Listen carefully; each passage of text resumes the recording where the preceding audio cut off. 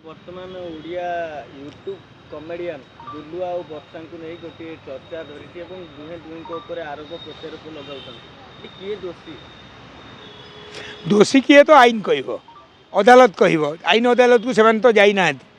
ଯେତେବେଳେ ମୁଁ ଗୁଲୁଆର ଦେଖିଲି ଯେ କୋଟିଏ ଟଙ୍କା ମାଗୁଛନ୍ତି, ମୁଁ ଇମିଡ଼ିଏଟ୍ ଗୁଲୁଆକୁ ଫୋନ୍ ଲଗାଇଲି। କାହିଁକି? ଯେହେତୁ ତା ସହିତ ଗୋଟିଏ କାମ କରିବାକୁ ସୁଯୋଗ ପାଇଥିଲି ଏବଂ ସ୍ୱାମୀ ସ୍ତ୍ରୀ କଳିରେ ତୃତୀୟ ଲୋକ ଯେତେବେଳେ ପଶେ ସେ ଭାଣ୍ଡ ହୋଇଯାଏ, ଭାଣ୍ଡିଆ। କାହିଁକିନା ତାଙ୍କର ଫେର୍ ଏକାଠି ହେଇଯିବେ। କିନ୍ତୁ ଯେହେତୁ ସୋସିଆଲ ମିଡ଼ିଆରେ ଚାରିଧାମ ସିନେମାରେ ଯେତେବେଳେ ଅଭିନୟ କଲେ ତାପସ ସରଗରିଆ ତାଙ୍କୁ ନେଇଥିଲେ, କାହାକୁ? ଗୁଲୁଆକୁ। ତାପରେ ସିଏ ବୋଧେ ଅନୁଭବ ସାଙ୍ଗରେ କାମ କଲା ଭିତରେ ଅନୁଭବ ଭାଇଠୁ ଷ୍ଟାର ଜିମ୍ଟା ଦେଖିଲେ ଭାବିଲେ ମୁଁ ବି ହେଲି। ଦୁବାଇରେ ବି ଡାକୁଛନ୍ତି, ହେଲା, ସିଙ୍ଗାପୁରରେ ବି ଡାକୁଛନ୍ତି, ଏଠି ଆମ ଜଗତସିଂହପୁର ସିଙ୍ଗାପୁରରେ ବି ଡାକୁଛନ୍ତି ଗୁଲୁଆକୁ। ତେଣୁକରି ଗୁଲୁଆ ନିଜକୁ ବୋଧେ ମୁଁ ଭାବୁଛି ବଡ଼ ଭାବିଦେଲେ। କାହିଁକିନା 25 ବର୍ଷ ହେଲାଣି, ମୁଁ ବି ଲକ୍ଷ ଲକ୍ଷ ଲୋକ ମୋତେ ଭଲ ପାଉଛନ୍ତି। ଆଜି ବି ପରଦିନ ମୁଁ ଗଲି ବାଲେଶ୍ୱର ପ୍ରୋଗ୍ରାମ୍ ସାରିକି ଆସିଲି। ଟଙ୍କା କମାଅ, ସବୁ କମାଅ, ଇଜ୍ଜତ ଥରେ ଗଲେ ଆଉ ଫେରିବନି।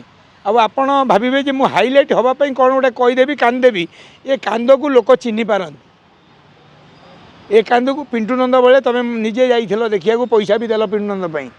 ସେଦିନ କହିଥିଲ ମିଟୁ ଭାଇ ଆପଣ 3 ଦିନ ହେଲା ଅଛନ୍ତି।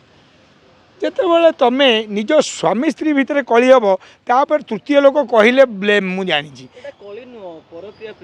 ନାଇଁ, ପରକୀୟା ପ୍ରୀତି ଯେଉଁ କଥାଟା ତାକୁ ଗଭର୍ଣ୍ଣମେଣ୍ଟ କରିସାରିଲେଣି କ'ଣ ଗୋଟେ କରିକି, କିନ୍ତୁ ସେଇଟା ହେବା ଉଚିତ ନୁହଁ। ମ୍ୟାରିଟାଲ ଆଫେୟାର୍ସ ନା କ'ଣ ତାକୁ କହୁଛ, ମୁଁ ସପ୍ତମ ଫେଲ୍ ପାର୍ଟି ବେଶୀ ଜାଣିନି, କିନ୍ତୁ ଏଇଟା ଅନୁଚିତ। ଆଉ ଗୁଲୁଆକୁ ଏତିକି କହିବି, ଯେଉଁ ଲୋକ ତୁମକୁ ସାହାରା ଦେଇକି ତୁମେ ଏକାଠି ଥିଲ, ତୁମ କଥାରେ ଦୁନିଆ ହସୁଛି, ଯେଉଁ ହସିଲେ ମାନ ସମ୍ମାନ ହାନି ଘଟିବ। ତେଣୁକରି ତୁମେ ଏକାଠି ହେଇଯାଅ। ଯେତିକି ହେଲା, ପ୍ରଚାର ତ ହେଇଗଲା।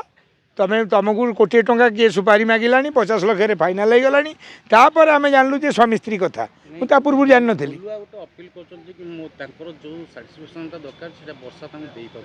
ଭାଇ ସେ ତ ଗୋଟେ ଗଲତ କଥା। ସ୍ୱାମୀ ଜାଣିଛି। କଥା ଉଠୁଛି, ବର୍ଷା ବି କହୁଛନ୍ତି ମୁଁ ଆଉ ଏକାଠି ହେବାକୁ ଚାହୁଁନି, ଗୁଲୁଆ ବି କହୁଛନ୍ତି ମୁଁ ଏକାଠି ହେବାକୁ ଚାହୁଁନି। ତାହେଲେ ତାଙ୍କ ଭିତରେ ମ୍ୟୁଚୁଆଲ ଅଣ୍ଡରଷ୍ଟାଣ୍ଡିଂରେ ଯାହା ଗୋଟେ ଘଟିବା ଦରକାର। ଆମେ କିଛି କହିପାରିବୁନି ବଡ଼ ଭାଇ ହିସାବରେ। ଏତିକି କହିବୁ ଯେ ଆମେ କହିବୁ ମିଶିଯାଅ, ଆମେ ଶେଷ ଯାଏ କହିବୁ ମିଶିଯାଅ। କାରଣ ସ୍ୱାମୀ ସ୍ତ୍ରୀ ଜଣେ ଜୁଦା ହେଲା ପରେ ତାପରେ ଯେଉଁ କଷ୍ଟ, କାରଣ ଆମେ ଯେତେବେଳେ ଲଭ୍ କରୁଛେ, କୋଇ ନାହିଁ ଆହା ସନମ ଆପନା ନାଚୁଛେ ବତନ କେ ରଖବାଲାରେ। ତାପରେ ଯେତେବେଳେ ବାହାଘର ହେଇଯାଉଛି, ତାପରେ ଆମେ ଯେତେବେଳେ ଗୋଟେ କିଛି ମାସ ଚାଲିଯାଉଛି, ଆମେ ନିଜକୁ ନିଜେ କେମିତି ଆମେ, ଯଦି ଆମର ନାଳାଂଶ ଅଛି ଯେଉଁ ଆର୍ଟିଷ୍ଟମାନଙ୍କର, ସିଏ ଏକର ସେକର ହେଉଛନ୍ତି। କିନ୍ତୁ ଏତିକି କହିବି, ଗୁଲୁଆ ଜଣେ ବଢ଼ିଆ ଅଭିନେତାଗିରି କରନ୍ତୁ।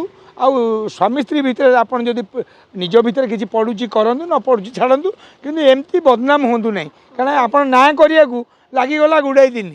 ଆପଣ ଗୋଟିଏ ଭିଡ଼ିଓରେ ମୁଁ ଆପଣଙ୍କୁ ଭଲ ଲାଗିଥିଲା ଗୁଲୁଆକୁ, ମୋତେ ସାନ ଭାଇକି, ସେଇଟା ଯେଉଁ ହେଇଥିଲା ମଉସା ହେଇକି ଭାତଟାଏ ହେବ ଡାଲିଟାଏ ହେବ, ତାକୁ ଆମ ପୃଥିବୀ ଲୋକ ଦେଖିଥିଲେ। ତେଣୁକରି ଆମେ ଯଦି କଳାକାର ଭଲ ନ ହେବା, ଖାଲି ଆମେ ଦେଖେଇ ହେବା ଆଜ୍ଞା ଆପଣ କହୁଥିବା, କିନ୍ତୁ ଦେଖିଲା ବେଳକୁ ଲୋକଙ୍କ ତଣ୍ଟି ଧରୁଥିବା, ଆମେ ନାମ ନେବା। ତେଣୁକରି ମୁଁ ଗୁଲୁଆକୁ ଏତିକି କହିବି, ଯାହା ହେଇଛି ନିଜ ଭିତରେ ପଶି ବେଡ଼ୁ ଯାକି ସବୁ କହିଲା ଭଳିଆ ସଲ୍ଭ କରିଦିଅ। ଆଉ ତୁମେ ମୋ ସାନ ଭାଇ, ସିଏ ବି ଗୋଟେ ଭଉଣୀ ହେବ। ଆଉ ମୁଁ ତ ୟା ଉପରେ ବାଇଟ୍ ଦେବାକୁ ରାଜି ନଥିଲି, ଖାଲି ତୁ ଜବରଦସ୍ତି କହିଲୁ ବୋଲି ମୁଁ କହୁଛି। ବର୍ଷା କହୁଛନ୍ତି ଯେ ମୁଁ କୋଟିଏ ଟଙ୍କା ଗୁଲୁଆକୁ ଦେଇଛନ୍ତି। ବର୍ଷା କୋଟିଏ ଟଙ୍କା କୋଉଠୁ ଆଣିଲେ? ସେ ତ ଚାଷୀ ଘର ଝିଅ କହୁଛନ୍ତି। ତାପରେ ବର୍ଷା ନିଜର ନେମ୍ ଫେମ୍ ବଢ଼ିବାକୁ ଗୋଟେ ଗୁଲୁଆଙ୍କ ଉପରେ ଏମିତି ଆରୋପ ଲଗାଉଛନ୍ତି, ଇଏ ମଧ୍ୟ ଗୋଟେ କଥା ଚର୍ଚ୍ଚା ହେଉଛି।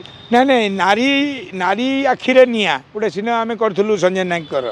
ତେଣୁକରି ନାରୀକି କଷ୍ଟ ଦେଇକି, ଶୁଣ, ଯଦି ସବୁ କଥା ଅଛି, ତା'ର ପ୍ରୁଫ୍ ଅଛି, ଏଭିଡେନ୍ସ ଅଛି, ଆଇନ ଅଛି, କାନୁନ ଅଛି, ଥାନା ଅଛି, ଜେଲ୍ ଅଛି, ସେଠିକି ଯାଅ। ଏ ସୋସିଆଲ ମିଡ଼ିଆରେ ଗପିଲେ ଆପଣଙ୍କ ପାଖରେ କିଛି ଫଳ ଫଳିବନି। ତେଣୁକରି ଯଦି ତୁମ ଦୁଇ ଜଣଙ୍କ ଭିତରେ ଏମିତିଆ କଥା ଅଛି, ମିଡ଼ିଆରେ ନ କହି ସିଧା ଥାନାକୁ ଯାଆନ୍ତୁ। ହାଟରେ ଗଢ଼ିଲେ ହେବନି। ସେ କଥାଟା ଯିବା ଦରକାର କେଉଁଠି କହିଲେ? ଆଇନ କାନୁନ ପାଖକୁ, ମୁଁ ଭାବୁଛି, ମୋ ମତ। ଧନ୍ୟବାଦ।